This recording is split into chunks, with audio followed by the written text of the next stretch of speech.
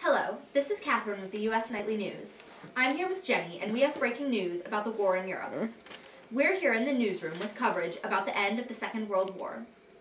Yesterday, on May 7th, the Germans surrendered unconditionally to Allied forces in a schoolhouse in France where Supreme Commander General Dwight D. Eisenhower made battle plans during the war.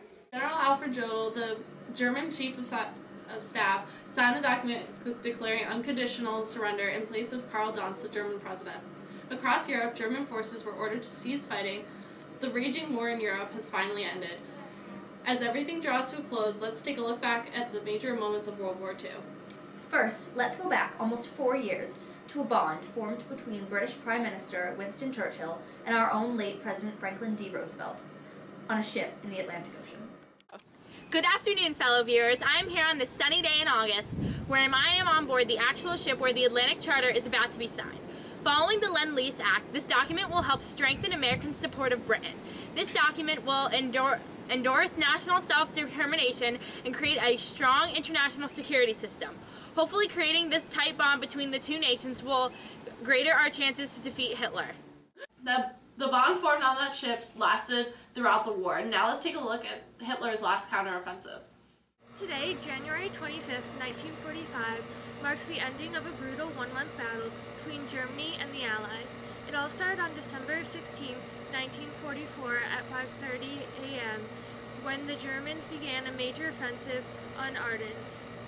This anticipated surprise attack evolved into the bloodiest battle that the U.S. forces have experienced so far in this war. Hitler's plan was to advance through the forest of the Ardennes in Luxembourg and Belgium and cut the Allied armies in half, then push on towards the port of Ypres, an essential Allied stronghold. However, the weather proved troublesome for the Germans and caused poor road conditions, which delayed their advance.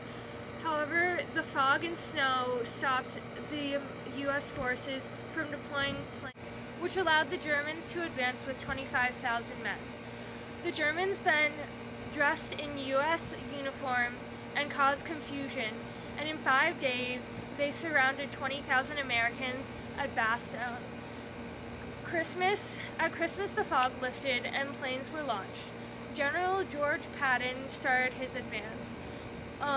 Americans counterattacked and the Germans ran out of fuel. Today, the Germans began their retreat, and it is estimated that on the 28th, they will be back to where they started on December 16th. Hi, and we're back. I'm Ashley. And I'm Lauren. We just got back from discussing the Battle of the Bulge, Germany's last counteroffense. Now let's talk about an Operation Overlord known as D-Day.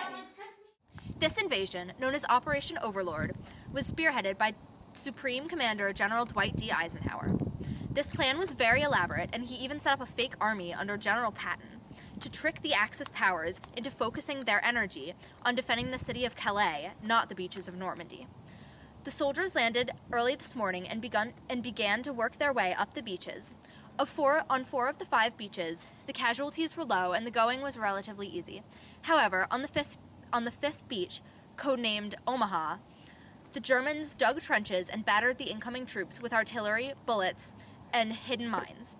The casualties here were very high, but the Allies are on their way to pushing the Germans back. After hearing about the horrific invasion, let's talk about the battle that ended it all. I am reporting here at Seelow Heights where the Soviet army is attacking Berlin. The battle began April 16th and the Soviet army has made their way into Berlin from the north and east, and the strong air force is swarming into the city. As the Soviets enclosed on Hitler's bunker, he and a few of his close counterparts committed suicide. It is clear that the war is nearing the end. So what happens next for us? Now that Germany has surrendered, we need to figure out how we can prevent this from ever happening again. The last thing we want is another war like this. We need to generate a peace treaty with Europe to ensure that there won't be a third world war. Roosevelt, Churchill, and Stalin are said to be meeting at Yalta on the Black Sea in February to create a strategy and discuss the critical questions concerning our next moves. Hopefully this meeting will put a stop to our conflicts in Europe. That is all for tonight. Good night, everyone.